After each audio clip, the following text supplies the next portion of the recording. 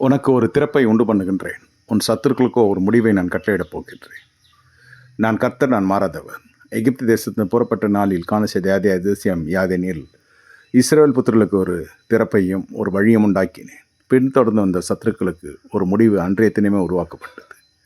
உனக்கு நீண்ட காலமாய் காணப்பட்டுகின்ற போராட்டங்களும் பாடுகளும் வேதனைகளும் அடிமைத்தனங்களும் அகலுகிற பொழுது நினைத்துக்கொள், நீண்ட காலமாய் உன்னை ஆதிக்கம் செலுத்தி வந்த அந்நிய சக்திகளும் சத்ருவின் வல்லமைகளும் சத்துருக்களும் முறிந்தோடி அதற்கு ஒரு முற்றுப்புள்ளி வைத்து உன்னை ஜெயமான பாதையில் நடத்தப் போகிறேன். என்றென்றைக்கு என் வாழ்க்கை இப்படி இருக்கும் என நினைக்காதே.